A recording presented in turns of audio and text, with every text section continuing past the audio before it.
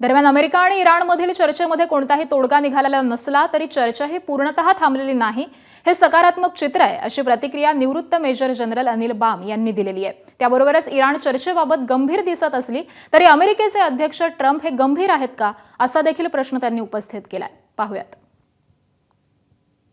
आपल्यासोबत निवृत्त major general Anil Bam sir आहे। सर, आपण जर का बघितलं असं सर्व जगाला वाटत होतं की आता कुठेतरी इराण आणि अमेरिका यांच्यातलं जे युद्ध आहे ते थांबलेलं आहे आणि एक सकारात्मक तोडगा निघेल। या इराणसाठीच्या अटी ज्या प्रकारे अमेरिकेने टाकलेल्या आहे त्या कितपत योग्य वाटतात आणि अमेरिका त्यावर ज्या प्रकारे भूमिका घेत आहे त्यामुळे इराणला ते मान्य आहे का? अजिबात मान्य नाही होणार। अमेरिका दरवेळेला वाटाघाटी करतं, त्यापर्यंत आणतं आणि हल्ला करतं। त्याच्यामुळे आता इराण पण तटस्थ झाला आहे आणि त्यांनी आपला एक असं स्टर्न स्टँड घेतला आहे की नो मोर, आम्ही न्यूक्लिअर डीलबद्दल तेव्हाच वार्ताघाटी करू जेव्हा पूर्ण युद्ध संपेल। जर आपण बघितलं तर इराणवर कुठेतरी एक दबाव आहे आणि इराण सिरियस दिसतो या संपूर्ण वाटाघाटीसाठी। अमेरिका खरंच सिरियस आहे का? अमेरिका ज्याप्रमाणे त्यांच्यावर काही दबाव आहे का?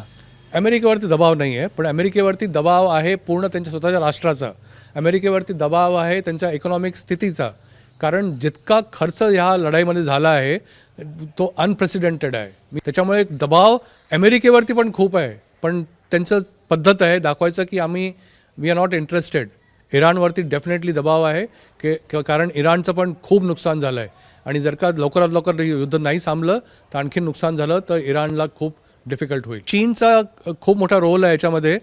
जर का वाटाघाटी फिसकटल्या तर मग जे परिणाम होऊ शकतात ते भयंकर होऊ शकतात, कारण मग जर का चीन आणि रशिया पण त्यांनी ठरवलं की याच्यामध्ये युद्ध उतरायचं, असं आशा आहे माझी की हे नको व्हायला, कारण तसं झालं तर वर्ल्ड वॉर 3 सुरू होईल पॉसिबली।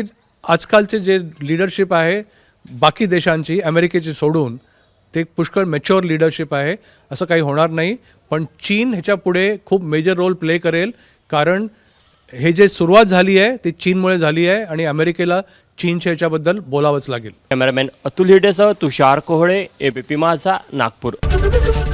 एबीपी माझा, उघडा डोळे बघा नीट।